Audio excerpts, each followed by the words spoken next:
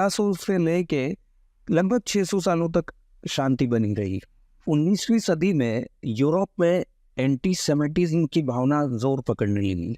इसी से ज़ायोनिज़्म की शुरुआत हुई। ज़ायोनिज़्म मतलब यहूदियों की ये मांग जोर पकड़ने लगी कि हमारे रहने के लिए दुनिया में एक जगह होनी चाहिए, और वो जगह 1939 में वहाँ पर एक विद्रोह हुआ जिसमें हज़ारों अरब यहूदी और ब्रिटिश लोग भी मारे गए। चूँकि ब्रिटिश बात ये है, इजराइल का जो नक्शा यूएन में पास हुआ अजीब ही ढंग का नक्शा था। यहूदियों की जो आबादी थी उन्हें उसी के हिसाब से एरिया दे दिया जाता तब तो फिर भी ठीक था, लेकिन बाद बड़ा माइग्रेशन हुआ पूरी दुनिया से।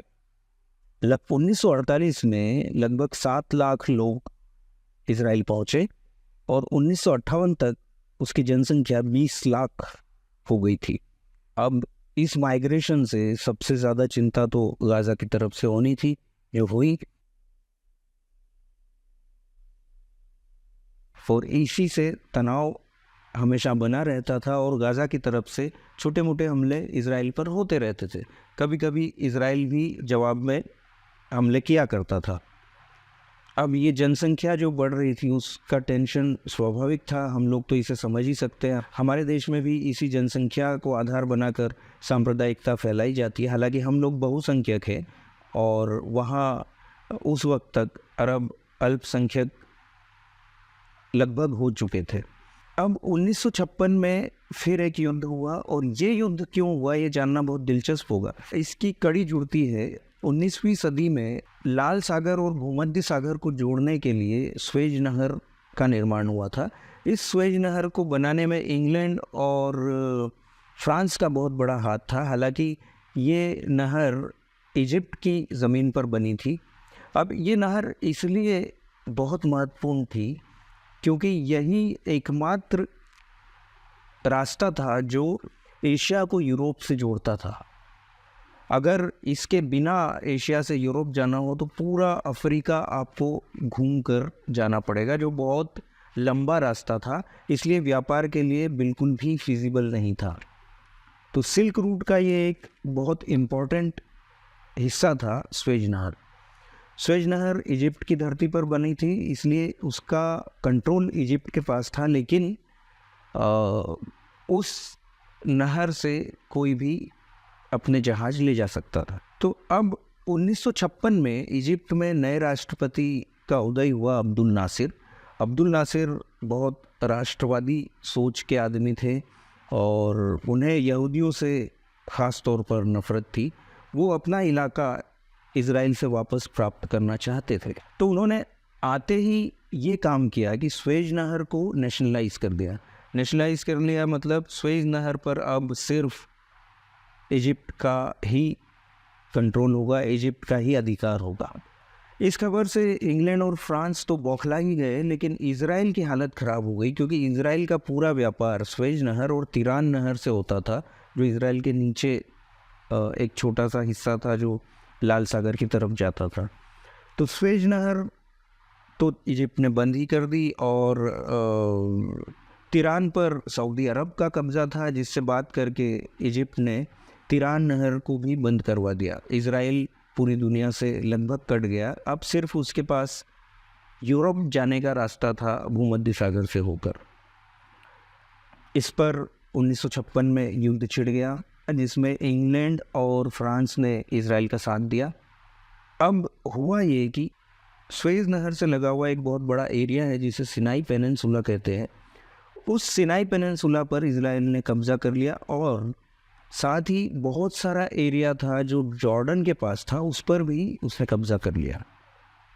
आखिर 1957 में एक संधि हुई। इस संधि के अनुसार इजराइल को अब स्वेज नहर में नहीं रोका जाएगा और इसके बदले में इजराइल ने सिनाई पेनिनसुला वाला जो एरिया है वो इजिप्ट को वापस दे दिया।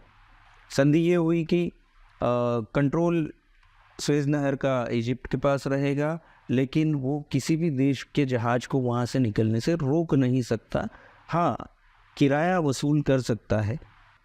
इजराइल ने जिस एरिया पे कब्ज़ा कर लिया था उसे यूएन, अमेरिका और रशिया के इंटरवीन करने के बाद ही छोड़ा, वो भी इस शर्त पर कि उसके जहाज़ों को कभी भी स्वेज नहर में रोका नहीं जाएगा।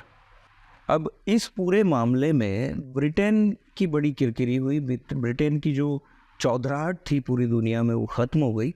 और चूँकि अब्दुल नासिर ने ये पूरा युद्ध शुरू किया था, पूरा प्लान किया था, और जिस तरह से उन्होंने काम किया था उससे दुनिया में उनकी साख बहुत बढ़ गई।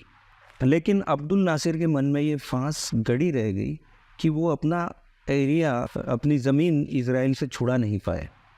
उनके मन में इज़राइल को सबक सिखाने का ख्याल हमेशा चलता ही रहा, लिहाजा तनाव बढ़ता रहा और लड़ाइयाँ होती रही। और इस तनाव का भी अंजाम आखिरकार वही हुआ। 1967 में एक बार फिर युद्ध छिड़ गया।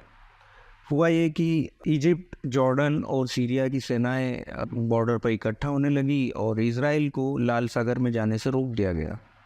इज़राइल को समझ आ गया कि अब युद्ध होना ही होना है और कोई चारा नहीं है।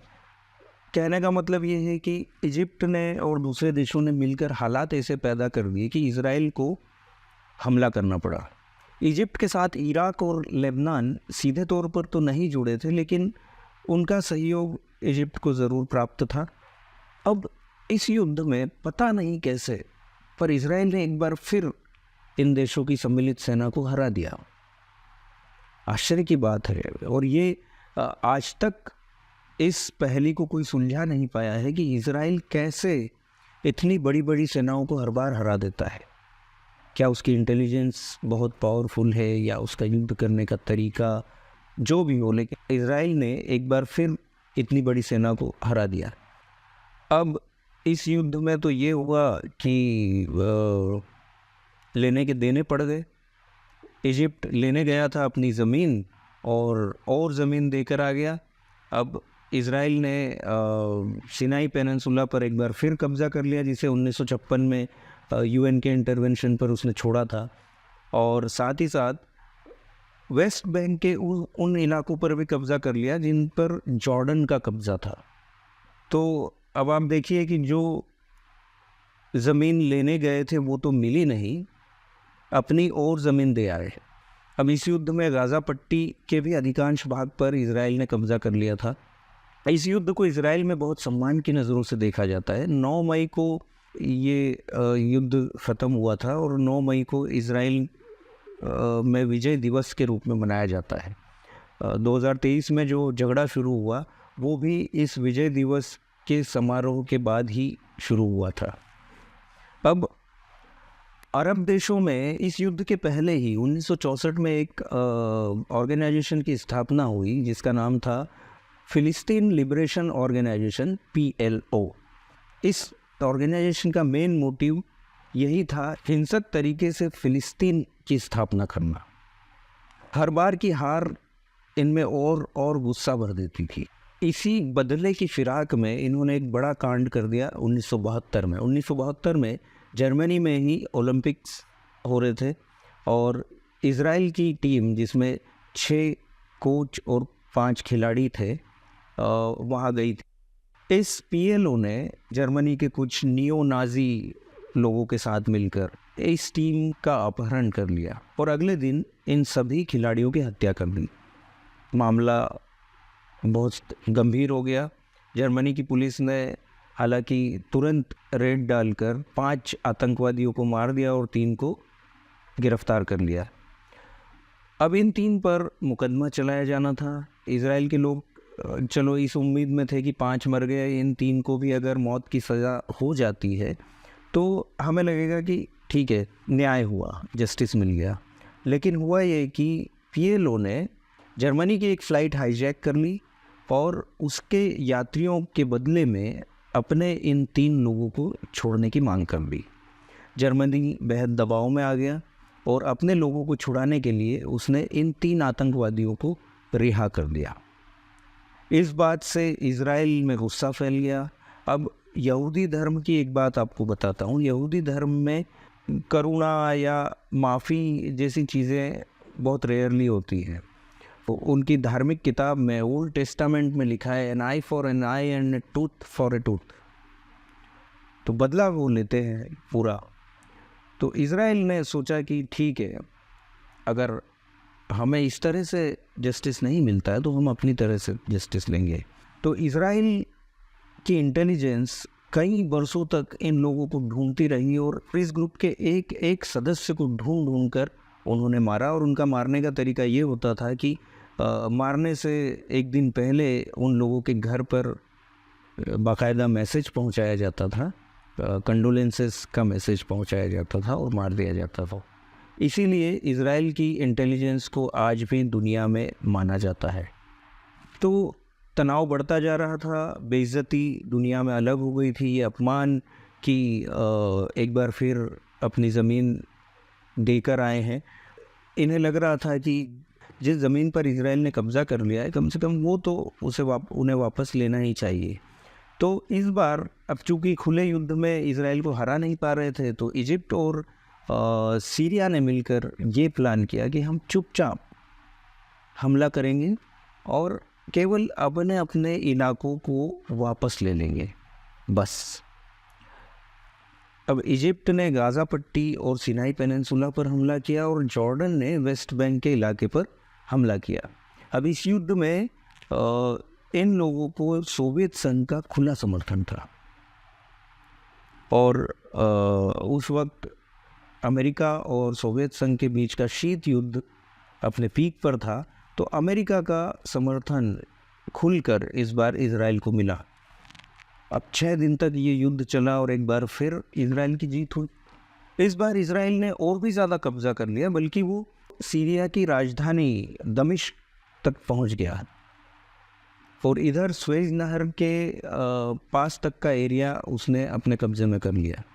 हालांकि कुछ इलाके इजिप्ट और सीरिया को वापस भी मिल गए, लेकिन कुल मिलाकर ज़मीन का फ़ायदा इज़राइल को हुआ और इस युद्ध में साफ का फ़ायदा इजिप्ट को हुआ।